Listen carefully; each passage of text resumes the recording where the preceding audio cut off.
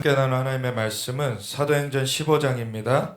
사도행전 15장 1절부터 35절까지 함께 읽고 기도하고 나눌 텐데 마지막 때의 사도행전 11번째 시간, 하나님께서 주신 은혜의 복음과 율법이라는 제목으로 함께 말씀 나누겠습니다.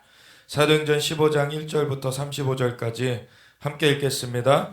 어떤 사람들이 유대로부터 내려와서 형제들을 가르치되 너희가 모세의 법대로 할례를 받지 아니하면 능히 구원을 받지 못하리라 하니, 바울 및 바나바 그들 사이에 적지 아니한 다툼과 변론이 일어난지라.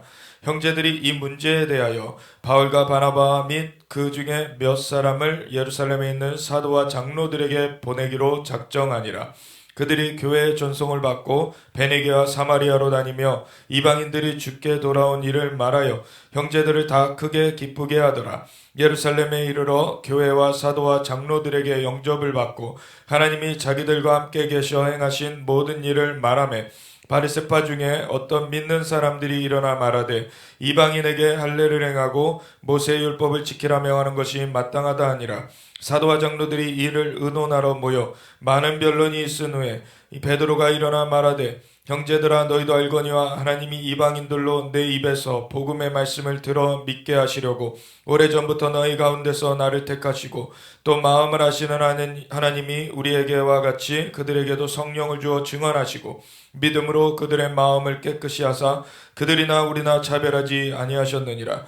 그런데 지금 너희가 어찌하여 하나님을 시험하여 우리 조상과 우리도 능히 매지 못하던 멍에를 제자들의 목에 두려느냐. 그러나 우리는 그들이 우리와 동일하게 주 예수의 은혜로 구원받는 줄을 믿노라 하니라. 온 무리가 가만히 있어 바나바와 바울이 하나님께서 자기들로 말미암아 이방인 중에서 행하신 표적과 기사에 관하여 말하는 것을 듣더니, 말을 마침에 야고보가 대답하여 이르되, 형제들아, 내 말을 들으라. 하나님이 처음으로 이방인 중에서 자기 이름을 위할 백성을 취하시려고 그들을 돌보신 것을 시므온이 말하였으니 선지자들의 말씀이 이와 일치하도다. 기록된 바 이후에 내가 돌아와서 다윗의 무너진 장막을 다시 지으며 또 그 허물어진 것을 다시 지어 일으키리니, 이는 그 남은 사람들과 내 이름으로 일컬음을 받는 모든 이방인들로 주를 찾게 하려 함이라 하셨으니, 즉 예로부터 이것을 알게 하시는 주의 말씀이라 함과 같으니라. 그러므로 내 의견에는 이방인 중에서 하나님께로 돌아온 자들을 괴롭게 하지 말고 다만 우상의 더러운 것과 음행과 목매어 죽인 것과 피를 멀리하라고 편지하는 것이 옳으니, 이는 예로부터 각 성에서 모세를 전하는 자가 있어 안식일마다 회당에서 그 글을 읽음이라 하더라. 이에 사도와 장로와 온 교회가 그 중에서 사람들을 택하여 바울과 바나바와 함께 안디옥으로 보내기를 결정하니, 곧 형제 중에 인도자인 바사바라 하는 유다와 실라더라. 그 편에 편지를 붙여 이르되, 사도와 장로된 형제들은 안디옥과 수리아와 길리기아에 있는 이방인 형제들에게 문안하노라. 들은즉 우리 가운데서 어떤 사람들이 우리의 지시도 없이 나가서 말로 너희를 괴롭게 하고 마음을 혼란하게 한다 하기로, 사람을 택하여 우리 주 예수 그리스도의 이름을 위하여 생명을 아끼지 아니하는 자인 우리가 사랑하는 바나바와 바울과 함께 너에게 보내기를 만장일치로 결정하였노라. 그리하여 유다와 실라를 보내니 그들도 이 일을 말로 전하리라. 성령과 우리는 이 요긴한 것들 외에는 아무 짐도 너에게 지우지 아니하는 것이 옳은 줄 알았노니, 우상의 제물과 피와 목매어 죽인 것과 음행을 멀리할지니라. 이에 스스로 상가면 잘 되리라. 평안함을 원하노라 하였더라. 그들이 작별하고 안디옥에 내려가 무리를 모은 후에 편지를 전하니 읽고 그 위로한 말을 기뻐하더라.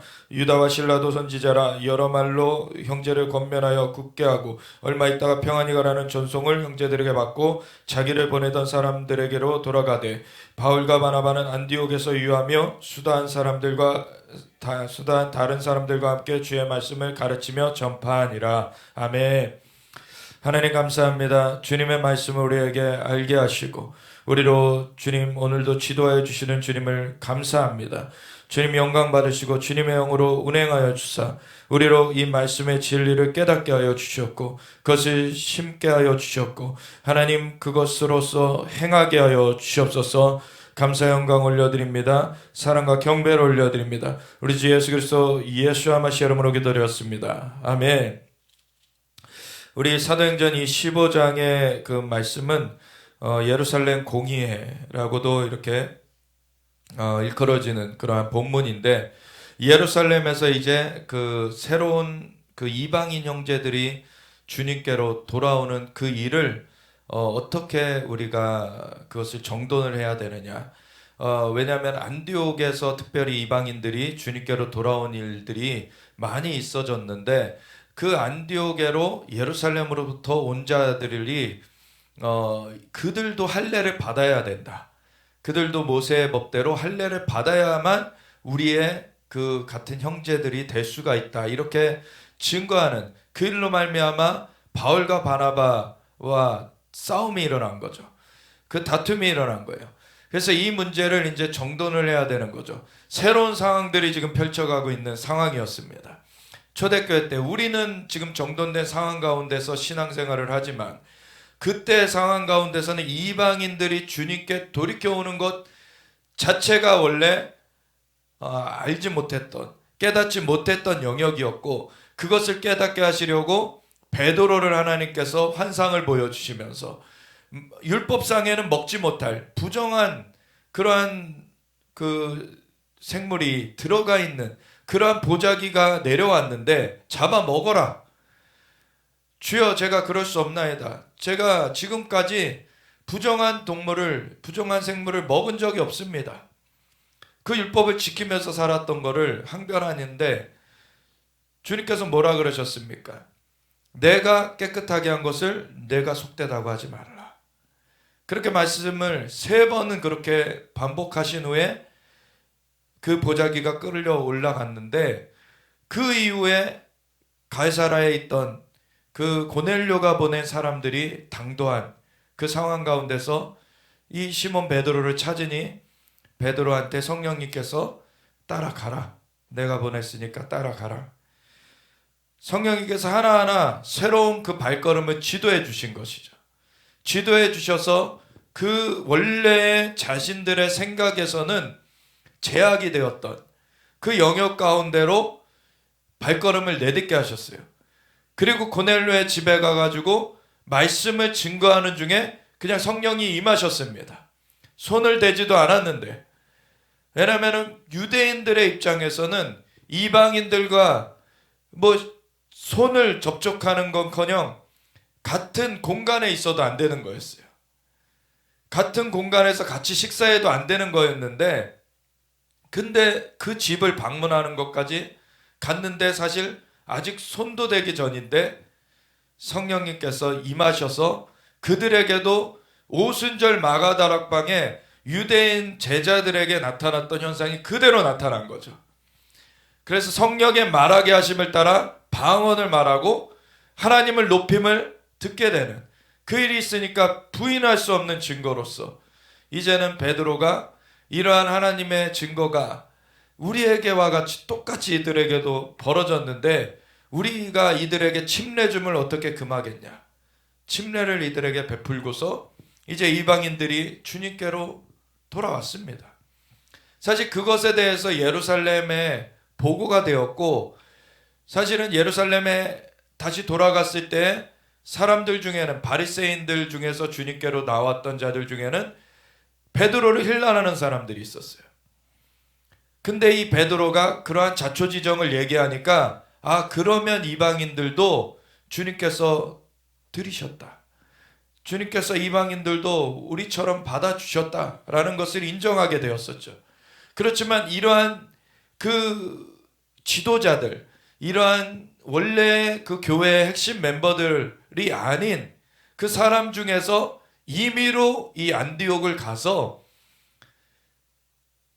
이방인들 중에 주님께로 나온 자들도 할례를 받아야지만 그래서 주님께로 돌아올 수 있다라고 하는 그러한 잘못된 말을 증거하게 되니까 이 바울과 바나바가 그것에 대항해서 말싸움을 하다가 사실 거기서 결론을 낼 수 없으니 원래 그 교회의 중심이었던 그 예루살렘 공의회로 그 예루살렘의 장로의 회였죠. 그 오늘날에는 장로라는 직분이 사실 일반 평신도 가운데서도 이렇게 좀 오래 신앙생활 하신 분들에게 장로의 직분을 줬지만 원래 성경에서는 장로의 직분은 그 사도들과 그 선지자들과 이 교회의 그 하나님의 종들에 대한 그 명칭이었어요. 그래서 그 이방 지역에서도 교회가 세워졌을 때 감독들이 세워지고 이런 그 지도 체계가 세워졌을 때 그 사람들을 이제 장로라고 불렀었던 것이죠.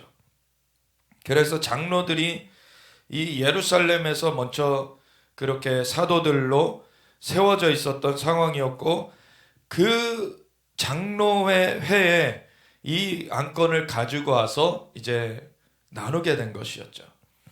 나누게 됐을 때 어떤 얘기들이 나눠집니까? 어떤 사람들이 유대로부터 내려와서 형제들을 가르치되 너희가 모세의 법대로 할례를 받지 아니하면 능히 구원을 받지 못하리라, 이러한 얘기가 안디옥에 이렇게 전해졌을 때 바울 및 바나바 그들 사이에 적지 아니한 다툼과 변론이 일어났고, 형제들이 이 문제에 대하여 바울과 바나바 및 그 중에 몇 사람을 예루살렘에 있는 사도와 장로들에게 보내기로 작정하니라.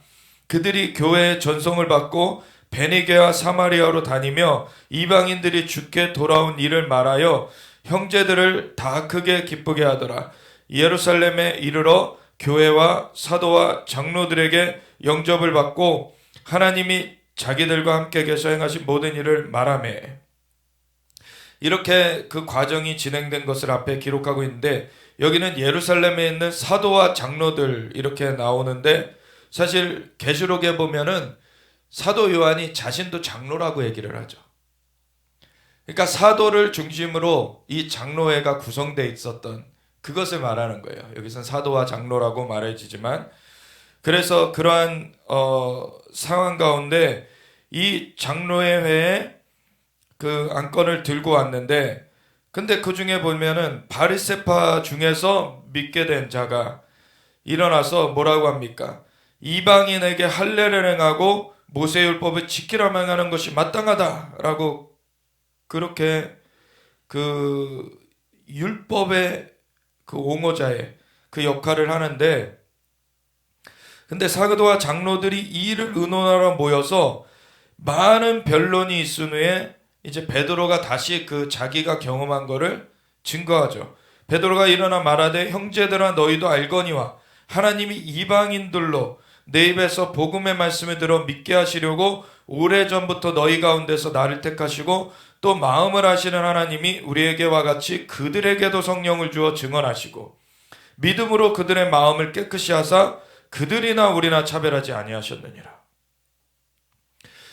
결국에 하나님께서 이 유대인과 이방인의 구분, 그것이 없었던 것이 아니라 원래 있었던 것이고, 그것을 그대로 그 구분대로 이렇게 사람이 유대인에게만 먼저 복음이 증거되어지고 이방인에게는 복음이 증거되어지지 않는다라고 그 틀에서만 알았던 사람들을 하나님께서 이제 깨우쳐 주시고 그 지경 밖으로 하나님의 역사를 펼쳐주시는 것을 알게 하셨을 때, 그 증표는 성령님이 임하신 증표로 나타났어요. 성령님이 임하신 증표. 예수님께서도 고넬료가 아니죠. 그 자기한테 다가왔던 그 바리새인 중에 지도자였던 그 자를 향하여서 말씀하실 때 어떻게 하여야 거듭날 수 있는지, 그걸 묻는 자에게 뭐라고 말씀하셨습니까? 물과 성령으로 거듭나지 아니하면 하나님 나라에 들어갈 수가 없다. 물과 성령. 물은 말씀을 의미하고, 이제 성령의 그 거듭나게 하시는 역사가 그래서 함께 있어야지만 이것이 새 생명으로 태어나는, 그래서 하나님 나라에 들어가게 되는 그러한 일이 된다는 것을 예수님께서는 말씀해 주셨어요. 그래서 하나님이 세상을 이처럼 사랑하사 독생자를 주셨으니 이는 저를 믿는 자마다 멸망치 않고 영생을 얻게 하려 하심이라. 아멘. 근데 그때도 이미 예수님께서는 유대인이라는 것으로 한정 지은 것이 아니라 하나님께서 세상을 이처럼 사랑하사 독생자를 주셨다. 하나님께서 인류에게 주님의 구원의 길을 베푸셨다라는 것을 이미 말씀하신 거였어요. 그런 가운데 이 거듭나는 그 주님의 은혜는 물과 성령으로 이루어지는 것이다. 물이라는 것은 하나님의 말씀, 그것은 근본적으로 하나님과의 관계를 맺는 그 언약에 대한 것입니다. 하나님께서 시내산에서 이스라엘 백성한테 강림하셔서 너희가 내 말을 듣고 청종하면은 너희가 내 백성이 될 것이요, 내가 너희 하나님이 될 것이다. 너희는 제사장 나라가 될 것이다. 하나님께서 말씀하셨을 때 그 말씀을 붙드는 것이었죠. 그래서 주님 말씀대로 하겠습니다라고 하나님 앞에 응답을 했고, 하나님께서는 이 이스라엘 백성을 하나님의 그 제사장 나라로서 삼으셨어요. 그래서 이 말씀, 그 물, 이것을 하나님께서 언약을 맺는 것을 말씀하시는 것입니다. 그래서 언약을 맺으시면서 그 언약 가운데, 근데 실제적으로 그 언약 가운데 나오면은 하나님의 그 역사가 임하는 것이죠. 그래서 성령님이 임하셔서 그 속을 새롭게 만들어주시는, 그 속사람을 거듭나게 하시는 그 은혜로 말미암아 이제는 그 새로운 삶으로서 하나님 나라의 백성으로서 이 새 생명 가운데 살아가는 새 삶이 시작되는 것이죠. 그래서 이것이 거듭나는 것이다. 그래서 물과 성령으로 거듭나야 된다. 이것을 하나님께서 말씀하신 거예요. 근데 그것이 유대인에게만 임하는 것이 아니라 세상을 이처럼 사랑하사, 원래는 이 세상은 인간을 위해서 만들어 놓으셨던 것이죠.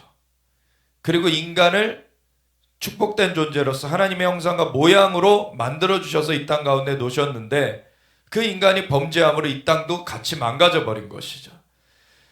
그런 것 가운데서 하나님께서 이 세상을 다시 회복하시길 원하시는 것입니다.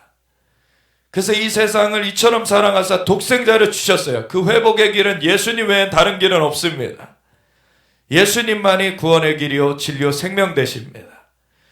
그래서 그 예수님을 이 땅 가운데 보내주셨고, 그 예수님으로 말미암아 우리가 하나님의 언약 가운데 서는 거예요. 예수님께서는 하나님의 말씀이시고 세상의 빛 되시는 분이시고, 그것은 하나님께로부터 오신 구원의 길이요 진리요 생명이신데, 그분을 영접하는 것이 하나님과의 다시 관계를 맺는 일인 것이죠. 그래서 하나님의 아들을 믿는 자들에게 하나님의 자녀가 되는 권세를 주셨다는 것입니다. 하나님의 자녀가 다시금 되어지는 그러한 은혜 가운데 하나님이 회복의 역사를 베풀어 주시는 것입니다. 그러한 주님의 은혜가 유대인들에게만 임하는 줄 알았는데, 그 성령으로 거듭나게 하시는 것이 이방인에게도 임하는 징표가 그대로 펼쳐진 거예요. 그러니까 베드로는 그 현장에서 그걸 경험하면서 같이 6명이 따라갔습니다. 그리고 베드로 포함해서 7명이 먼저 그것을 목격하게 되었던 것이죠. 그래서 그것을 증거했고, 그러한 것이 이제는 열려지기 시작했어요. 그리고서는 그 이후에 안디옥 교회를 좀 중심으로 해서 이방인들에게도 이 복음이 증거되어져 가면서 이방인들이 주님께 이제 대거 들어오게 됐는데, 이제는 유대인들이 돌아온 그러한 수와 함께 이방인들이 그것을 추월해 가고 있는 그러한 상황이 되어진 것이죠. 사실 어떤 일이 벌어질 때 작게 어떤 한 부분에서 조그맣게 벌어지게 될 때는 그렇게 이슈가 되지 않아요. 그거는 그냥 주변에 함께하고 있는 그 몇몇 사람들만 얘기해가지고 그것을 자초지종을 설명해주고 그것에 대해서 이해시켜주면은 그게 이해가 되는 것이죠. 근데 이제는 교회 전체가 예루살렘에만 있는 것이 아니라 안디옥을 넘어서 이제 그때 당시에는 아시아라고 하는 지금의 터키 지역까지 펼쳐져 있었고, 이제 교회가 막 확장되어 가는 그런 상황 가운데서 유대인들이 주님께 돌아온 것을 추월하여서 이제 이방인들이 주님께 돌아오는 상황이었습니다. 그런 상황 가운데서 이 문제가 정돈이 되어져야지만 그 다음에 더 이방인들이 돌아오는 그 일을 담아낼 수 있는, 그것을 혼란이 없이 그렇게 받아들일 수 있는 그러한 상황이었던 것이죠. 그러니까 그것에 대해서 이제 예루살렘에서 그것을 정돈하는 회의가 열려지게 된 것이었습니다. 그래서 이 베드로가 많은 변론이 있은 후에 베드로가 다시금 그 일을 꺼내면서 얘기를 하면서 그 핵심을 짚어주는 거죠. 하나님의 구원이 임하는 것은 그 성령님의 거듭나게 하심으로 그것이 이루어지는 것인데, 그것이 우리 유대인들에게와 같이 이방인들에게도 똑같이 임한 것이다. 그러니까 유대인이나 이방인이나 차별이 없이 하나님께서 이 구원을 주시는 것이다. 이것을 베드로가 증거를 하였던 것입니다. 그런데 지금 너희가 어찌하여 하나님을 시험하여 우리 조상과 우리도 능히 매지 못하던 멍에를 제자들의 목에 두려느냐. 그러나 우리는 그들이 우리와 동일하게 주 예수의 은혜로 구원받는 줄을 믿노라. 아멘. 율법의 길로 구원을 받는 것이 아니라 주 예수님의 은혜로 말미암아 우리 유대인들도 그 길로 구원을 받는 것이고 그 이방인들도 그 길로 구원을 받는 것이다. 아멘. 율법은 선한 것이지만 율법은 구원의 길이 아닙니다. 율법이라는 것과 이 주님의 은혜의 복음이라는 것과 제가 자세하게 갈라디아서를 보면서 이렇게 나누게 될 텐데, 이 두 가지가 역할이 달라요. 하나님께서 애초에 율법을 주실 때 그걸 구원의 길로 주신 것이 아니었습니다. 근데 이 율법주의자들, 율법은 선한 것이지만 율법주의는 안 좋은 것이라고 제가 말씀을 드렸었는데, 그것이 왜 그러냐? 율법은 하나님의 기준이 맞습니다. 그렇지만 율법주의는 무엇입니까? 그 율법을 자기의 힘으로 이룰 수 있다, 자기의 어떠함으로 이룰 수 있다라고 말하는 잘못된 생각이 율법주의예요. 율법의 기준을 하나님의 은혜로 이룰 수 있는 것입니다. 그것이 차이가 나는 것이에요. 그래서 여기서도 베드로가 분명히 말하죠. 우리는 그들이 우리와 동일하게 주 예수의 은혜로 구원받는 줄을 믿노라. 아멘. 구원은 하나님의 은혜로 선물로 주어진 것입니다. 우리가 어떠한 것을 공로를 우리가 세웠기 때문에 그 구원을 얻는 것이 아니에요. 세상의 종교들은 다 자기가 공로를 세워가지고 뭔가 좋은 것을 받는다라는 얘기를 하는 것이죠. 근데 이 기독교, 주님을 믿는 그 믿음은 하나님께서 먼저 우리를 위하여서 그 구원의 길을 주셨다는 거예요. 예수님께서 이 땅 가운데 와주셨습니다. 그리고 십자가에 달려 우리가 아직 죄인 되었을 때 우리를 위하여서 십자가에 달려 피를 흘려주시면서 그 대가를 지불해 주셨어요. 누구든지 그것을 받아들이는 사람들이 그 은혜를 입는 것입니다. 누가 구원의 공로를 세워가지고 그것을 만들어낼 수 있는 것이 아니죠. 의인은 없나니 하나도 없도다. 사람으로서는 하나님께 이룰 수가 없는 것이었어요. 근데 하나님께서 하나님의 아들이신 그분, 하나님과 한 분이신 그 예수님을 이 땅 가운데 보내주셔서 예수님으로 인간의 몸을 입게 하시고 이 두 번째 아담으로서 인간을 대신하여서 그 삶의 고난과 고통과 모든 그 험난한 것들을 다 이겨내시면서 끝까지 순종하시면서 자신의 생명을 내어 놓으심으로 말미암아 그 물과 피로 우리의 죄값을 다 치르게 하셨습니다. 하나님께서 값을 다 지불해 주셨어요. 이 값을 우리가 지불해야 되는 것이 아닙니다. 우리가 할 것은 그분을 받아들이는 것이죠.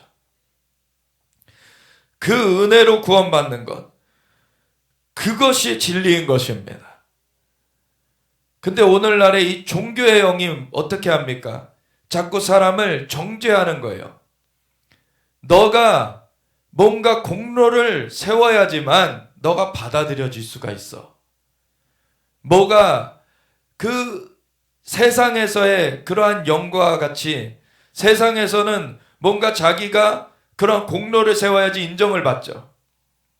그것과 같이 교회에서도 공로를 세워야지만 그러한 구원을 받을 수 있고 은혜를 입을 수 있다라는 그러한 거짓을 사단이 이렇게 들여놓으려고 한 것입니다.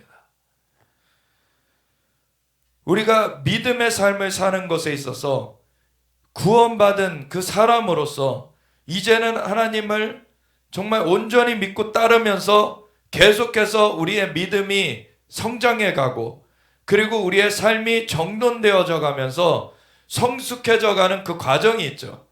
그걸로 말미암아 그 몸된 공동체 안에서 성숙한 그 지도자의 위치로 하나님께서 그렇게 성숙시켜 가시는 일이 있어요. 그것은 세상에 인정하고는 근데 같지는 않죠. 세상에 인정하고는 같지는 않은데 그 영역을 말하는 것이 아니라 처음에 구원을 받는 그 은혜는 공로를 세워서 구원을 받는 것이 아니라 하나님께서 은혜로 이미 지불해 놓으신 그 은혜의 대속을 우리가 힘입어서 그것을 받아들임으로 말미암아 구원을 얻는다. 그 새 생명이 시작된다. 이것이 다른 것이죠. 이것을 분명하게 알아야지만 우리가 세상과 구별된 삶을 살 수가 있습니다. 세상에서와 같이 그대로 우리가 공로를 세워야지만 용납되어질 수 있다. 어떤 받아들여질 수 있다라는 그러한 잘못된 사고를 갖고 있으면은 하나님과의 바른 관계가 맺어지지 않고 그냥 세상에서의 일하는 것처럼 일하는 가운데 하나님 앞에 받아들여질 것을 기대하면서 잘못된 길을 가는 거예요. 근데 이미 하나님께서 은혜를 베풀어 주셨고 우리가 그 은혜를 받아들여서 하나님의 그 은혜를 우리가 예수님을 영접하여서 그것을 받아들여서 구원 얻은 그 삶을 깨닫게 되면은 그것을 분명히 붙잡게 되면은 그 다음부터는 은혜의 삶이 시작되는 것입니다.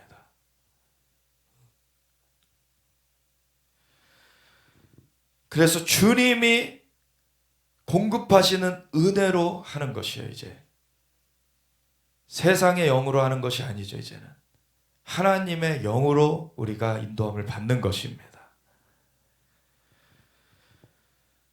근데 이러한 그 내용이 사람들의 인식 가운데는 정돈되어야 될 필요가 있었던 것이죠. 이 초대교회 시절 가운데 오늘날도 사실 근데 이 재정돈이 필요해요. 많은 것들이 다시금 흐트려진 그러한 그 사고들이 있습니다. 우리는 그들이 우리와 동일하게 주 예수의 은혜로 구원받는 줄을 믿노라. 이것이 진리예요. 온 무리가 가만히 있어 바나바와 바울이 하나님께서 자기들로 말미암아 이방인 중에서 행하신 표적과 기사에 관하여 말하는 것을 듣더니 그것에 대해서 이 베드로가 핵심적인 그 중심적인 얘기를 증언하고 나서 바나바와 바울도 그러한 증거들을 같이 제시했어요. 그러고 나니까 말을 마침에 야고보가 대답하여 이르되, 사실 이 야고보는 사도 야고보가 아니죠. 이 예수님께서 동정녀, 그 남자와 관계하지 않은 그 약혼자는 있었지만 아직 관계하지 않은 그 마리아에게서 예수님께서 태어나신 이후에 이제 요셉과 이 마리아가 이제 결혼했고 그 결혼한 상태에서 이제 자연적인 그 아이들이 그 이후에 태어났는데 그 아이들 중에서 하나가 이 야고보였죠. 그 예수님의 형제 야고보라고 하는 그 야고보입니다. 그래서 사도 야고보는 이 사도행전 11장에서 헤롯이 죽이죠. 사도 야고보는 처음 순교를 당해요. 사도들 중에서. 그리고서는 이 헤롯이 그 사람들이 이 종교인들이 막 좋아하는 것을 보니까 베드로까지 죽이려고 했다가 베드로는 풀려나게 되죠. 그래서 여기서 말하는 야고보는 사도 야고보는 아니고 이 예수님의 형제 야고보인데, 예수님께서 사실은 공생애를 하셨을 때에는 오히려 이 형제들은 와가지고 예수님을 말리려고 했었어요. 그렇지만 나중에 이들도 예수님을 영접한 것입니다. 그러면 진짜 하나님의 아들이셨구나라는 것을 알게 됐고, 그래서 자기네들 형제로서 그렇게 자라났는데 보니까 아예 그 씨가 달랐구나. 자기네들은 자연적인 씨로 태어났는데 보니까 이 예수님은 성령으로 잉태되셔서 동정녀에게서 태어나신 그 분으로서 그 증거가 사실이었구나. 그리고 나중에 보니까 예수님께서 십자가에서 죽으셨는데 부활하셨고, 그 부활하신 그 주님이 나타나셨고 40일 동안 자기를 보이셨죠. 그리고서 나중에 제자들 보고 있는 가운데서 승천하셨어요. 정말 부인할 수 없는 징표들을 보여주셨습니다. 그리고서는 제자들을 그 예루살렘에 머물면서 아버지께서 약속하신 바 성령으로 너에게 그 입혀주시기까지, 성령이 너에게 임하시기까지 너희는 예루살렘 성에 유하라 하신 그 예수님의 말씀대로 그 머물러 있던 사람들 중에 하나로 이 야고보가 있지 않았을까. 그래서 그 가운데 성령이 임하셨을 때 이제 이들이 굳건하게 이제 주님께서 미리 말씀해 주셨던 그 말씀들을 다시 떠올리면서 그 말씀이 이 말을 말하는 것이구나. 그 전까지는 무슨 말을 하시는지 막 뜬구름 같은 소리를 하신다 라고 사실 이해할 수가 없었죠. 예수님께서도 너에게 이럴 말이 많으나 아직은 너희가 감당치 못한다. 그러나 성령이 너에게 임하시면 그가 너희에게 가르쳐 줄 것이다. 성령이 임하시면 고린도전서 2장에도 말씀하시듯이 사람의 속에 있는 것은 사람의 영 외에 알 수 없듯이 하나님의 속에 있는 것을 하나님의 영 외에는 알 수 없느니라. 하나님의 그 뜻을, 하나님의 그 역사를 알 수 있도록 성령님께서 우리 안에 와주셨습니다. 성령님께서 이 초대교회 제자들에게 임하셨을 때 이들은 그 전까지 예수님께서 말씀해 주셨지만 사실 그 실체를 깨닫지 못하고 있었던 그런 상황에서 이제는 바뀌어져서 성령님께서 임하시니까 그 실체를 이제 경험하게 되었죠. 그 성령님께서 임하시면 내가 아버지 안에 있는 것 같이 너희가 내 안에, 내가 너희 안에 있는 것을 알게 될 것이다. 얼마나 사실 이게 참 신비스러운 말입니까? 너희가 내 안에, 내가 너희 안에 있는 것을 그때는 알게 될 것이다. 근데 그 실체를 알지 못했어요. 근데 성령님이 임하시니까 이게 주님께서 말씀하신 그 말이구나 라는 것을 경험하게 되는 것이죠. 하나님의 영이 우리와 함께 하십니다. 우리가 예수님 안에 속해 있고 예수님의 영이 우리 안에 와 계십니다. 우리가 주님 안에 있는 거예요. 주님께서 우리와 함께하고 계시는 것입니다. 그렇게 초대교회 때 이 실체를 경험하고서는 이 120문도들이 그 중심 그 인물들이 되어 있었죠. 그 12사도 중에서 가룟 유다는 떠나갔고 마띠아를 한 명 충원을 해가지고 12명의 그 사도들이 있었고, 그리고 그 외에 이제 108명이 되죠. 108명의 그 중심적인 그 인물들이 있었고, 그래서 그 120명이 그 예루살렘의 중심적인 그러한 인물들이었고, 그 외에 베드로가 설교할 때 5,000명이 주님께 돌아오고 3,000명이 주님께 돌아오고, 그러한 성도들이 그 예루살렘에 있었습니다. 나중에 핍박이 일어났을 때, 스데반이 순교할 때 핍박이 일어났을 때 많은 사람들이 또 흩어지게 되었지만 그 남아있는 사람들이 있었고, 그러한 가운데 이 야고보, 예수님의 형제 야고보도 있었는데, 이 사도행전 15장의 상황 가운데서 보면은 이 야고보가 이 예루살렘의 교회의 그 중심적인 역할을 하고 있는 것을 보게 됩니다. 그래서 예루살렘의 교회에 이제는 야고보가 이 회의에 있어서는 의장 역할을 하고 있는 것을 봐요. 야고보가 그래서 정리를 하죠. 야고보가 대답하여 이르되 형제들아 내 말을 들으라. 하나님이 처음으로 이방인 중에서 자기 이름을 위할 백성을 취하시려고 그들을 돌보신 것을 시므온이 말하였으니, 그래서 시므온이 그 중심적인 얘기들을 했고, 그것이 선지자들의 말씀과 일치하다는 거예요. 선지자들의 말씀이 이와 일치하도다. 기록된 바 아모스서 9장의 말씀을 인용을 하는데, 이후에 내가 돌아와서 다윗의 무너진 장막을 다시 지으며 또 그 허물어진 것을 다시 지어 일으키리니, 이것이 아모스서 9장 12절 말씀입니다. 그래서 이 12절부터 쭉 이제 아모스서가 마무리를 쭉 해가는데, 그 가운데서 이 이후에 내가 돌아와서 다윗의 무너진 장막을 다시 지으며 또 그 허물어진 것을 다시 지어 일으킨다는 말은, 예수님께서 바리새인들을 향해서도 이런 말씀을 하셨었죠. 너희가 성전을 허물라.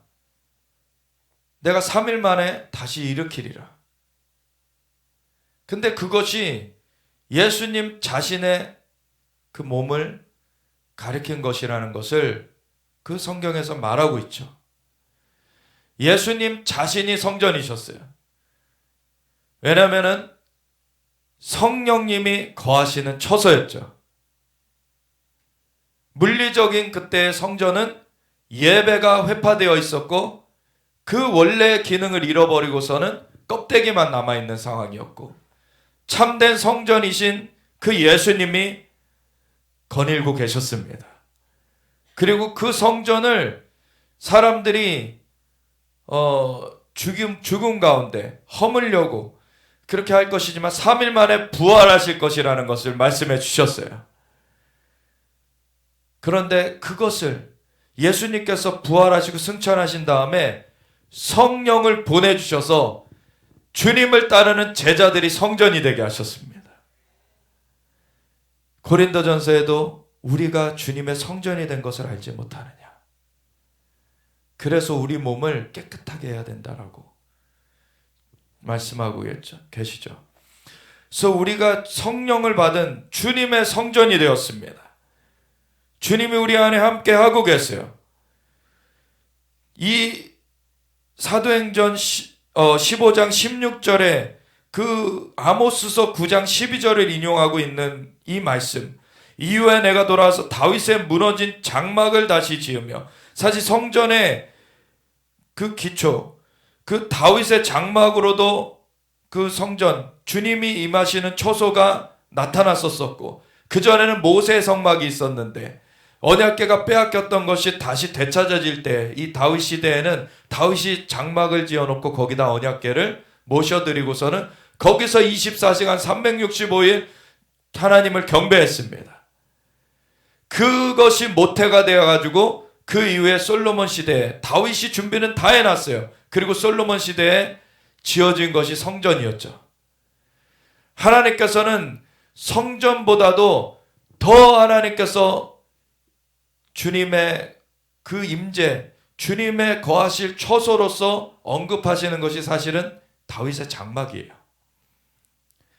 그것은 성전의 그런 식양과 규모를 갖추기 전이었지만 아무리 큰 식양과 규모를 갖추더라도 하나님의 광대하심에 비교하면 아무 초라한 것이죠. 다윗이 하나님의 성전을 짓겠다라고 마음을 나눴을 때 나단 선지자가 하나님의 마음이 왕과 함께 계시거늘 왕께서 그대로 행하시옵소서라고 했지만 그날 밤에 하나님께서 나단 선지자에게 꿈으로 나타나셔서 뭐라고 말씀하십니까? 내가 광야를 지날 때 그 백성들 가운데 거할 때 내가 언제 집이 없다고 했느냐? 하늘은 나의 보좌요 땅은 나의 발등상이거늘 무엇으로서 나의 집을 짓겠느냐? 사실 하나님의 광대하심 앞에 하나님은 아무것도 존재하지 않을 때 스스로 존재하신 분이시고 하나님이 창조주이신데 무슨 이 땅에 어떤 것들로 하나님의 사실 처소를 만들 수 있겠어요? 하나님의 집을 만든다는 것은 주님의 광대하심에 전혀 사실은 그 어울릴 만한 것을 우리가 만들어낼 수가 없습니다. 그래서 그러한 말씀을 하나님께서 나단 선지자에게 쭉 하시는데 근데 그 뒷부분을 보면은 주님께서 이 마음을 너무 기뻐하신 거예요. 보면. 그래서 앞에는 그 어떠한 것을 내 집으로 지을 수 있겠느냐 주님 말씀하신 다음에 그 다음에 말씀을 보면은요 하나님께서 이 다윗을 너무 위하시고 그 상을 선포하시는 그러한 말씀을 하십니다. 그래서 다윗을 향해서 그 보좌가 영원히 견고히 서리라 그랬어요. 그래서 그 후사에서 그 왕이 세워질 것이다. 메시아의 그 약속을 주십니다. 그러니까 이 성전이라는 것 어떠한 규모로 어떻게 웅장하게 짓던지 간에 그 규모로서 하나님께 받아들여질 수가 있는 게 아니죠. 하나님 앞에 예배하는 마음 하나님께서 구하시는 것은 상한 심령이라. 하나님께서는 순종이 제사보다 낫다고 하시고 듣는 것이 순양의 기름보다 낫다고 하셨어요. 하나님을 경외하면서 하나님 앞에 진짜 참된 예배를 올려드릴 자들 그러한 자들을 하나님 찾으시는 것입니다. 그래서 하나님께서는 그러한 자들과 함께하길 원하세요. 하나님 앞에 어떠한 식양으로 어떠한 광대한 그러한 건물을 지어 올린다 해도 그것으로서 하나님 앞에 감동을 줄 수가 없어요. 근데 하나님 앞에 정말로 하나님을 경외하면서 하나님을 정말 높이는 마음 하나님 앞에 겸손하게 주님께 듣고자 하는 마음 양과 같이 순종하는 마음으로 나오는 자들에게 하나님 함께 하시길 원하십니다. 그래서 성전의 본래의 그 의미는 하나님께서 모세의 성막을 주셨을 때에도 내가 거기 임하여서 나의 백성들과 함께 하기를 원한다. 하나님께서 어떠한 광대한 것으로도 하나님을 감동시킬 수 없는데 하나님께서 우리에게 친히 함께 와 거하시길 원하시는 그 관계를 이루시려는 것이 그 성전의 원래 의미인 것입니다. 근데 그 성전의 핵심이 되는 그 성전의 주인이 되시는 예수님이 이제 친히 와주셨어요. 예수님이 하나님이 우리 가운데 오신 것입니다. 그리고 그분을 영접하는 자는 하나님의 자녀가 되도록 하나님과 함께하는 그 삶으로서 변화되게 하신 것입니다. 그리고 그 안에 성령님이 거하여 계시면서 그들도 성전이 되어지는 것이죠. 이것은 예수님을 영접함으로 이루어지는 것입니다. 우리가 뭔가를 거창하게 해서 이루어지는 것이 아니에요. 예수님께서 우리에게 은혜로 와주셨습니다. 그리고 그분을 영접하는 자는 하나님의 자녀가 되는 권세를 주신 것입니다. 그것이 은혜인 것이에요. 그래서 이 아모스서 9장 12절을 인용한 이 사도행전 15장 16절의 말씀은 예수님께서 십자가에 죽으시지만 다시 부활하실 것에 대한 그 예언의 말씀이기도 했던 것이고, 그리고 이것은 우리 믿는 자들에 대한 주님의 그 거듭남에 대한 말씀이기도 하면서, 그리고 이스라엘을 하나님께서 흩으시지만 다시 회복시키실 것에 대한 말씀이기도 합니다. 그래서 이러한 그 말씀 가운데 주님의 그 전환의 역사, 예수님께서 십자가에서 우리의 죄를 대속하시면서 죽으시지만 부활하시는 역사, 그 예수님을 영접한 자들에게 거듭나게 하시는 역사, 그러한 역사를 통하여서 뒤에 보면 이는 그 남은 사람들과 내 이름으로 일컬음을 받는 모든 이방인들로 주를 찾게 하려 함이라. 사실 아모스서 9장 12절 이후에 나오는 13절에는 뭐라고 나오냐면 남은 그 에돔 족속과 내 이름으로 일컫는 이방인들을 모으시겠다고 나와요. 아모스서 9장에는 사실 조금 표현이 다르게 나와 있지만 이걸 말한 것입니다. 사실 그 남은 사람들과 에돔이라는 말은 여기서 빠졌는데, 그 남은 사람들, 에돔이라는 그 인물, 그 이름은 어떻게 다가옵니까 우리에게? 에돔, 에서의 다른 이름이죠. 그 에서라는 인물은 야곱의 형제죠. 쌍둥이 형이죠. 근데 야곱이 이스라엘로 이름이 바뀌면서 이스라엘 민족의 그 조상이 된 것인데, 그 이스라엘을 대대로 대적하는, 가장 가까운 곳에서 대적하는 그 나라가 에돔이에요. 에서가 야곱을 죽이려고 했었고 나중에 화해를 했지만, 이 에돔이라는 그 에서의 후손들의 그 나라가 계속해서 이스라엘을 사실은 대적하는 대표적인 나라였습니다. 지금의 사실 요르단 지역이에요. 그쪽이 에돔, 그리고 모압과 암몬, 이러한 그 나라들이 있었던 그 지역이 지금의 요르단 지역인데, 그리고 사우디 쪽에도 약간 걸쳐있는 그러한 지역이 이 에돔인데, 그 에돔에 남은 사람들도 주님께로 돌이켜오겠다. 이스라엘을 그렇게 대적하는 그 나라들에서도 예수님께로 돌이키는 그 역사가 이루어진다는 것입니다. 이 이스라엘 중심한 그 중동 지역의 그 주변한 아랍 나라들은 지금 이슬람권이 되어 있어서 이스라엘 죽이지 못해서 안달이었었는데, 이제 그 지역에서도 돌이켜져 가지고 이슬람의 견고한지는 깨트려지고 이제 이스라엘과 함께 여호와를 경배하는, 하나님께로 돌이키는 그러한 물결이 일어난다. 그런가 하면은 그 주변한 중동 국가들만이 아니라 이제 전 세계 내 이름으로 일컬음을 받는 모든 이방인들로 주를 찾게 하려 함이라. 아멘. 그래서 이 야고보가, 주님의 형제 야고보가 이 말씀을 들어서 이제 결론을 내고 있는 거예요.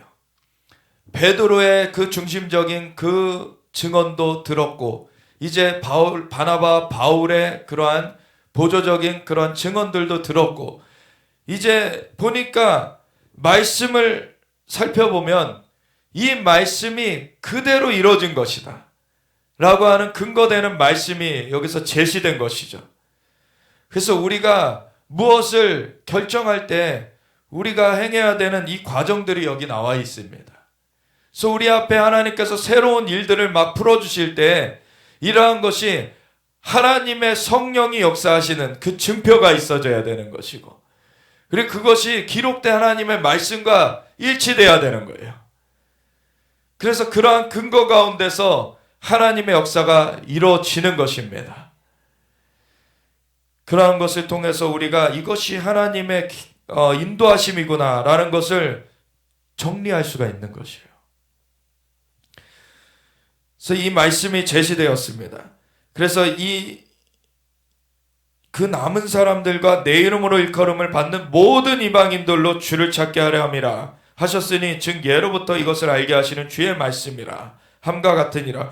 그러므로 내 의견에는 이방인 중에서 하나님께로 돌아오는 자들을 괴롭게 하지 말고 다만 우상에 더러운 것과 음행과 목매어 죽인 것과 피를 멀리하라고 편지하는 것이 옳으니 이는 예로부터 각 성에서 모세를 전하는 자가 있어 안식일마다 회당에서 그 글을 읽음이라 하더라. 네 가지를 금하는 것으로만 정리를 했어요.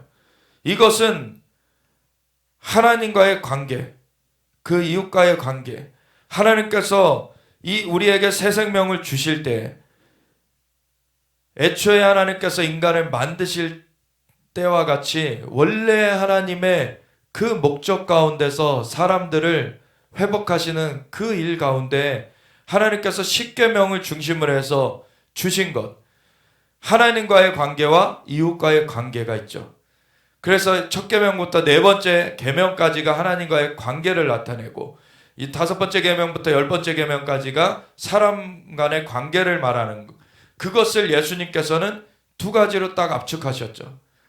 첫 번째 계명은 하나님을 너희 마음과 뜻과 힘과 정성을 다하여 사랑하라는 이것이라.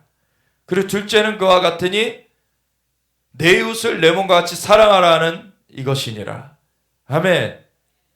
이 두 가지에 또 일치되는 거예요. 이 네 가지가. 우상의 더러운 것, 음행, 이것을 피하라는 것. 하나님과의 관계에 있어서 하나님만이 하나님으로서 경배받으셔야 되는 것이죠. 우상을 섬기면 안 됩니다. 하나님만 유일하신 참되신 하나님이십니다. 유일하신 창조주, 그 하나님만 경배해야 됩니다. 우상을 섬기면 안 되는 것이죠. 우상의 더러운 것, 그리고 음행이라는 것은 자연적인 음행도 있지만 그 영적인 것과 자연적인 것이 또 연결되는 것들이 있어요. 그런 것에서 이 영적인 음행, 하나님을 섬기는 것에서 떠난 것이 음행인 것입니다. 그것을 멀리해라. 그래서 자연적인 음행을 버리지 않는 사람일지라도 하나님을 떠난 것은 그건 영적인 음행을 하고 있는 것입니다. 그래서 이 우상에 더러운 것, 다른 걸 섬기는 그러한 그 우상을 만들어 놓고 섬기는 것은 아닐지라도 세상의 영과 짝하여서 사는 것은 사실 하나님을 등진 음행인 것이에요. 그래서 이 하나님과의 관계에서 떠나는 것들, 이 우상의 더러운 것, 음행, 이거는 금지돼야 되는 것이죠. 그리고 목매어 죽인 것, 이거는 스스로 목숨을 끊는 것이죠. 그리고 피를 멀리하라. 다른 사람의 또 목숨을 해하는 것. 사람과의 관계에 대한 것입니다. 그래서 하나님과의 관계, 사람과의 관계에 있어서의 그 벗어나는 것, 그것을 하나님의 그 질서를 거스르는 것을 그 많은 그 얘기를 해주고서는 정리를 하게 된 거예요. 그래서 이거를 이제 안식일마다 회당에서 읽는 그 글을 읽는 그 사람들을 통하여서 이제 전달되게 하는 것이었죠. 이에 사도와 장로와 온 교회가 그 중에서 사람들을 택하여 바울과 바나바와 함께 안디옥으로 보내기를 결정하니 곧 형제 중에 인도자인 바사바라는 유다와 이 바사바라는 유다는 앞에 마띠아와 함께 그 제비뽑기 할 때 나왔던 그 사람 중에 하나인데 그 유다와 실라더라. 그 편에 편지를 붙여 이르되 사도와 장로된 형제들은 안디옥과 수리아와 길리기아에 있는 이방인 형제들에게 문안하노라. 들은즉 우리 가운데서 어떤 사람들이 우리의 지시도 없이 나가서 교회의 질서를 따르지 않고 지금 임의대로 해버린 거죠. 그 말로 너희를 괴롭게 하고 마음을 혼란하게 한다 하기로 사람을 택하여 우리 주 예수 그리스도의 이름을 위하여 생명을 아끼지 아니하는 자인 우리가 사랑하는 바나바와 바울과 함께 너희에게 보내기를 만장일치로 결정하였노라. 그리하여 유다와 실라를 보내니 그들도 이 일을 말로 전하리라. 성령과 우리는, 근데 이것을 보십시오. 이 정리 과정 중에서 막 변론하는 일도 있고 여러 가지 일이 있었는데 이것이 딱 정리가 된 후에 뭐라고 말합니까? 성령과 우리라고 말해요. 이 과정을, 성령의 인도하심을 이렇게 중심으로 그것을 따르려고 그것에 귀 기울이면서 이 과정을 거친 것입니다. 그래서 성령님께서 베드로를 통해서 증거하시는 그 증언도 듣고, 바나바와 바울을 통하여서 증언한 증언도 듣고, 그리고 구약의 선지자를 통해서 이미 말씀하신 그 증언도 같이 들으면서 그걸 통하여서 성령이 뭐라고 말씀하시는가를 분별해낸 것입니다. 그래서 마지막 때 주님께서 뭐라 그러십니까? 계시록 2장 3장에 교회들에게, 성령이 교회들에게 하시는 말씀을 들을지어다. 귀 있는 자들은 이라고 앞에 나와 있죠. 우리가 성령의 음성을 들을 귀가 있어야 돼요. 그것은 마음의 귀고 영의 귀인데, 이것이 하나님의 말씀을 그대로 받을 수 있는 그 마음밭이 되어져 있어야 된다는 것이죠. 하나님께서 말씀하시는 그 음성을 또한 들을 수 있어야 된다는 것입니다. 그래서 주님께서 말씀하시는 그것을 마음으로 받고 그것을 순종할 수 있어야 되는 것입니다. 그래서 성령과 우리는 이렇게 말을 전하는데, 성령과 우리는 이 욕이란 것들 외에는 아무 짐도 너에게 지우지 아니하는 것이 옳은 줄 알았느니 우상의 제물과 피와 목매어 죽인 것과 음행을 멀리할지니라. 이에 스스로 산 거면 잘 되리라. 평안함을 원하노라 하였더라. 그들이 작별하고 안디옥에 내려가 무리를 모은 후에 편지를 전하니 읽고 그 위로한 말을 기뻐하더라. 유다와 실라도 선지자라. 여러 말로 형제를 권면하여 굳게 하고 얼마 있다가 평안히 가라는 전송을 형제들에게 받고 자기를 보내던 사람들에게로 돌아가되, 바울과 바나바는 안디옥에서 유하며 수단 다른 사람들과 함께 주의 말씀을 가르치며 전파하니라. 아멘. 근데 여기 보면은 유다와 실라도 선지자라 이런 말이 있죠. 선지자의 직임이 신약 시대에 있는 것입니다. 구약에만 선지자가 있는 것이 아니라. 근데 구약의 선지자와 신약의 선지자는 기능이 좀 다른 부분들이 있어요. 왜냐하면 선지자의 근본적인 기능, 그 예언하는 기능, 그 하나님의 말씀을 대언하는 기능은 똑같습니다. 그래서 환상도 보고 주님의 음성도 듣고 그것을 그대로 선포하는 그 기능은 똑같죠. 근데 구약 시대에는 하나님의 영이 모든 사람에게 임하였던 것이 아닙니다. 왕과 제사장 선지자들에게 그 기름 부음이 임했고, 성령이 그리고 그 안에 거하신 것이 아니라 그 위에 임하여 계셨죠. 그래서 그 기능을 수행하였고, 그리고 그 선지자의 그러한 메시지를 듣지 않으면은 사실 직접 그 백성들이 하나님의 음성을 들을 수가 없었어요. 근데 신약은 어떻습니까? 지금의 시대 성령님이 임하신 이후에는 믿는 자들마다 다 성령님께서 함께 하십니다. 성령의 인도하심, 그 주님의 영의 인도하심을 받는 자들이 하나님의 아들입니다. 그래서 오늘날에도 선지자는 있지만 오늘날의 선지자들을 통해서 하나님의 음성을 듣는 것이 중심이 아니라 하나님의 영이 각 사람에게 임하여 있기 때문에 각 사람이 하나님의 영의 그 인도하심을 받는 것입니다. 그런 가운데 선지자들은 성숙함 가운데 그 하나님의 인도하심을 받는 것을 도와주는 거예요. 같이 그것을 확증해 주는 것이고, 그것을 같이 힘을 얻을 수 있도록 그것을 도움을 주는, 그리고 앞서 그러한 경험한 것들을 나눠주면서 사람들을 그 길을 잘 갈 수 있도록 그 하나님의 영의 인도하심을 받는 것을 훈련시켜 주는 것이죠. 이러한 것들을 하는 그 하나님의 종된 사람들의 역할, 그런 훈련하고 그리고 도와주고 이러한 섬겨주는 그러한 역할을 하도록 이러한 직분들이 있는 것입니다. 우리가 갈라디아서를 보면서 좀 마무리하려고 하는데요. 갈라디아서 2장 15절부터 보면은 뭐라 그럽니까? 주님께서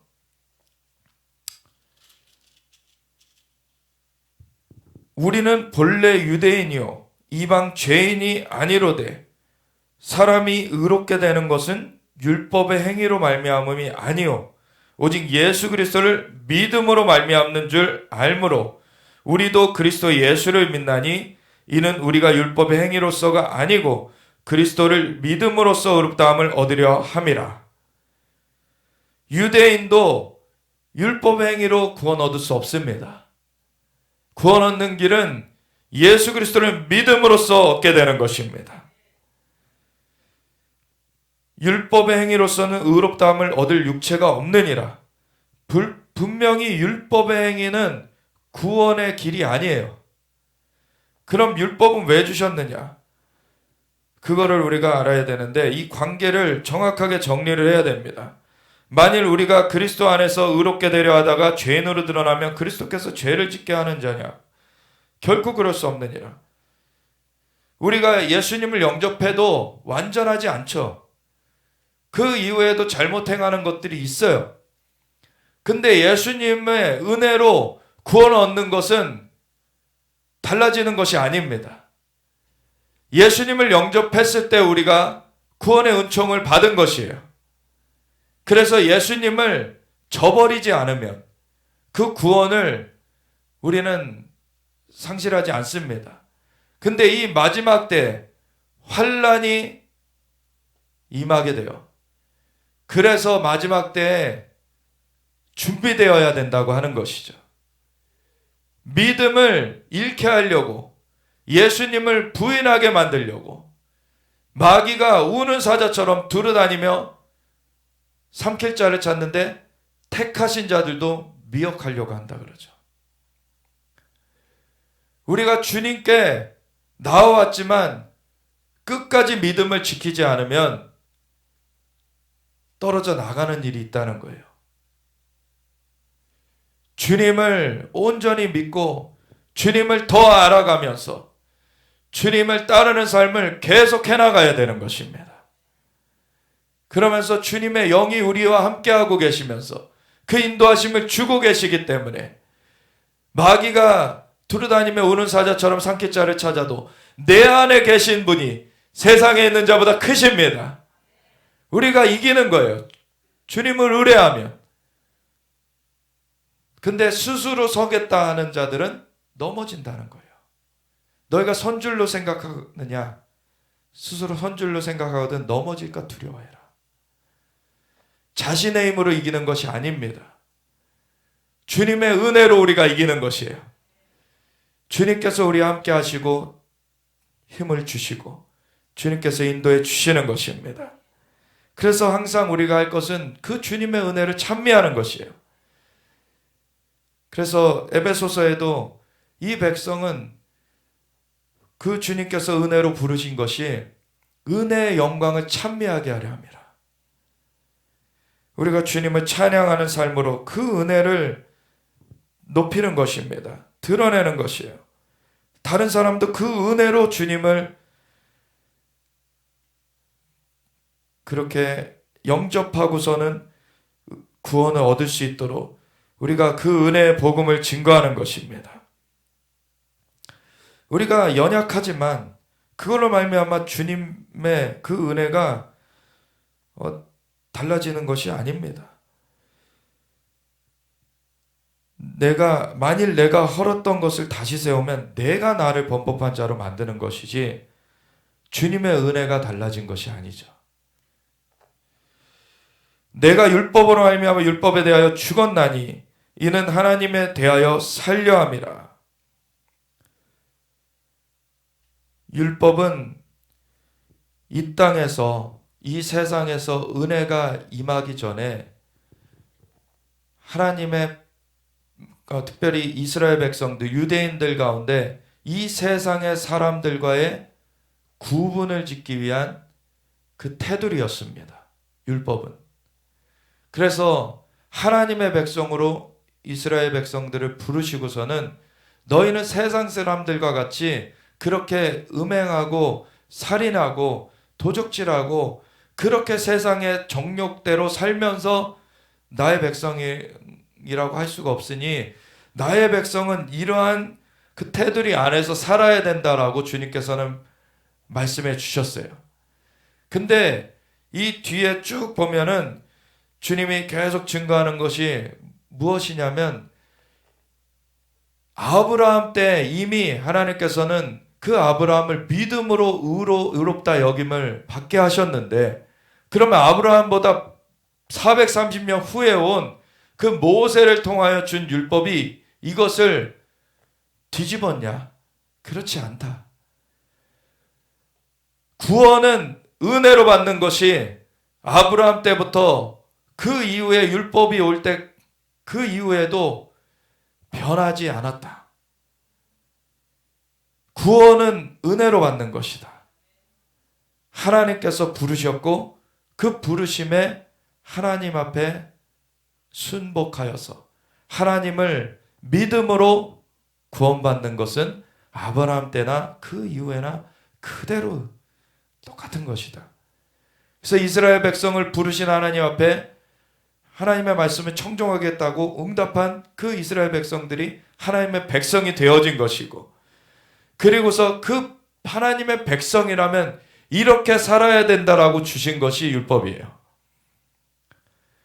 근데 그러한 가운데 이후에 이제 성령께서 임하시고 거듭나셔서 이제 성령이 아예 안에 거하시게 되어지셨는데 이제 그러한 주님의 성전이 된 이 새 생명 가운데 새로운 삶 가운데 이제 이 율법은 그냥 겉에 상대적인 테두리를 쳐놓은 그 차원이었는데 이제 율법은 아예 영으로 새롭게 되어지는 그 율법이 아니라 이 하나님의 은혜, 하나님의 성령에 거듭나게 하시는 것은 아예 영으로 새로워지는 마음의 할례가 이루어지는 것이었습니다.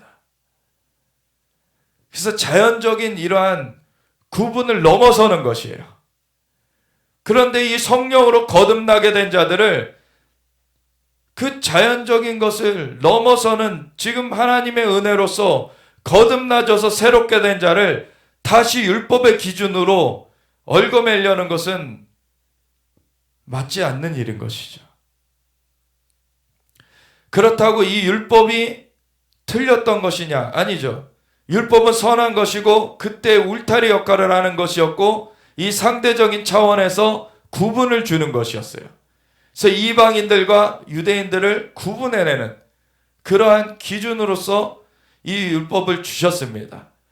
근데 이제는 하나님께서 하늘의 백성으로서 이제는 하나님 나라의 백성으로서 예수님의 그 보혈의 공로로 죄사함을 받게 하시고 그 주님의 구원의 은총 가운데서 예수님을 영접한 자들이 죄사함을 받고서 성령의 임하심으로 거듭나지는 그 은혜를 입게 되었을 때는 이제는 이 땅에서의 자연적 구분을 넘어서는 하나님 나라의 백성으로서 이제 하나님 나라의 그 권속들로서 하나님의 영이 그 안에 거하시는 성전으로서 이제 세워진 것입니다.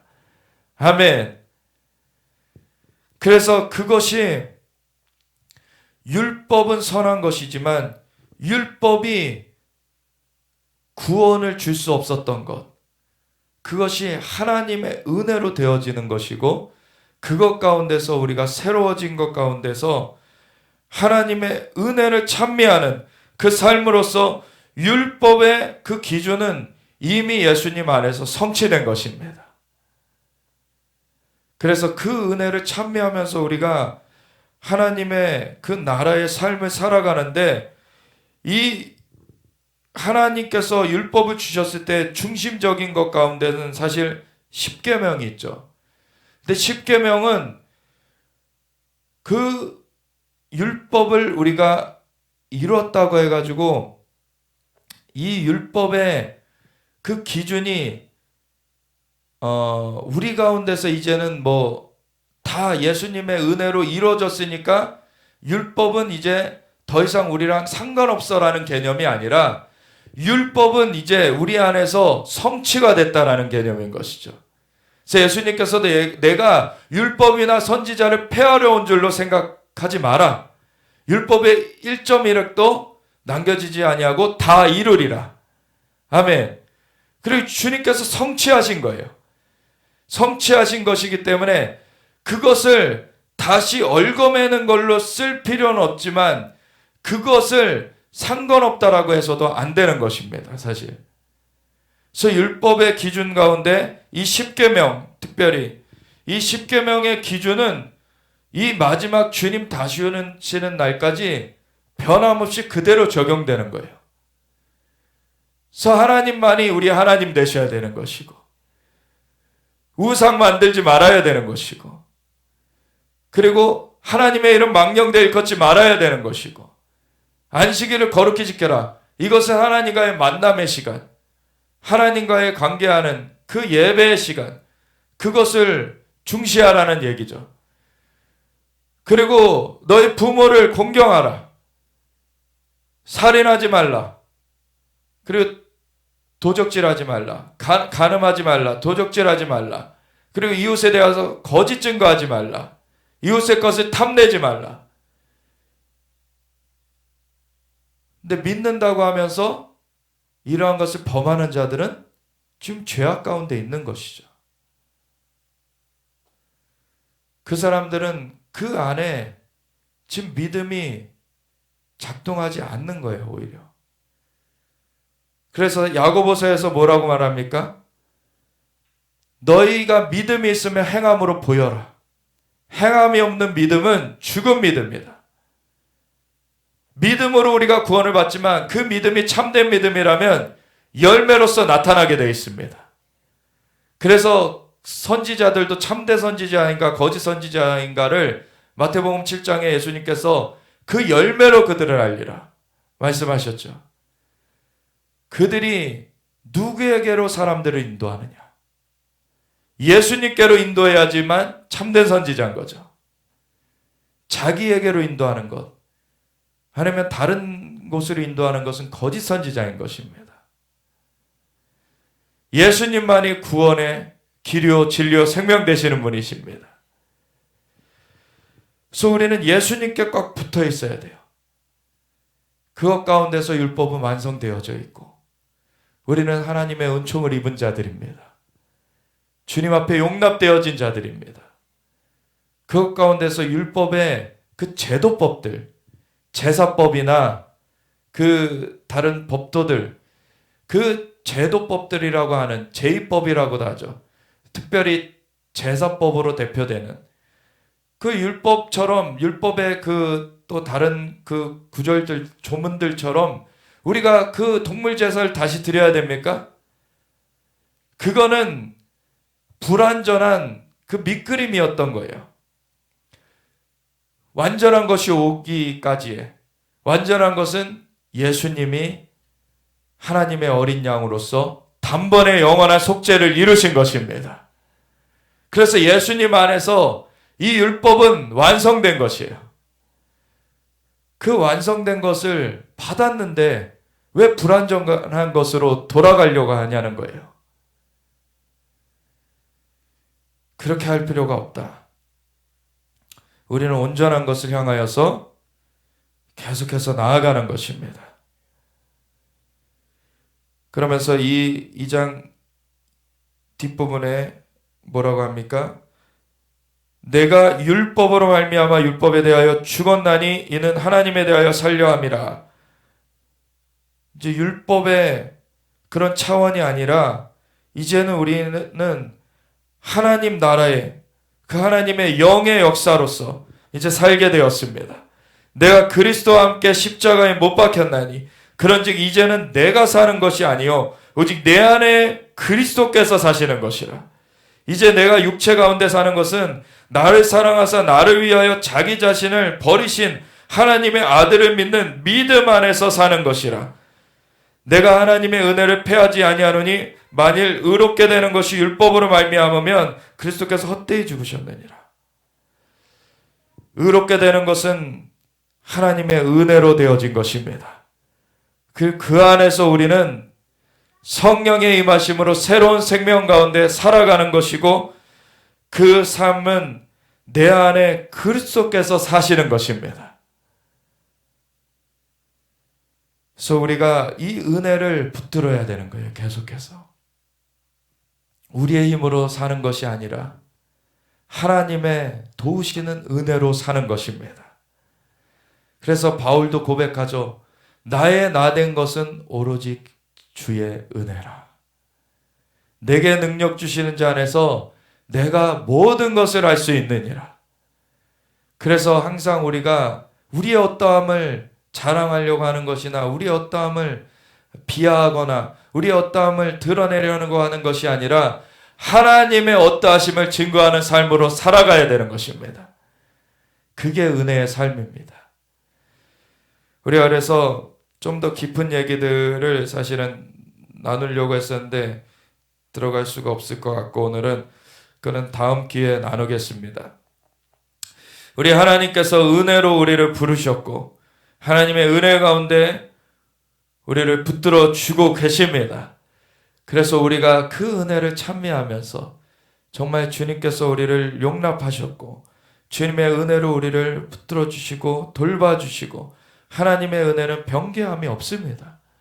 근데 우리가 그 은혜를 저버리고 세상을 향하면은 세상에서 허우적대면서 그 은혜에서 정말 떨어진 그 삶으로서 나아가게 되는데, 우리가 항상 은혜를 간구하며 하나님 앞에 그 은혜를 힘입어서 사는 삶으로서 우리가 온전히 나아가기 원합니다.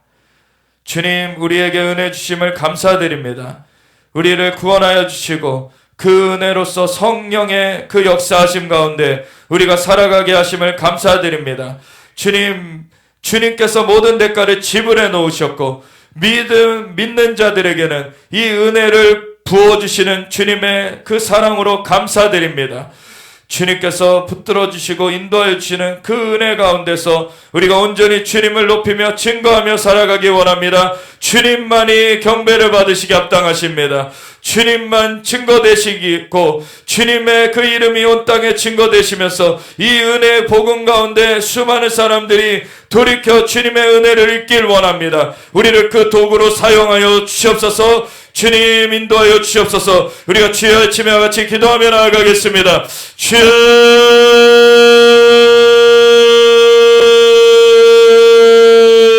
할렐루야.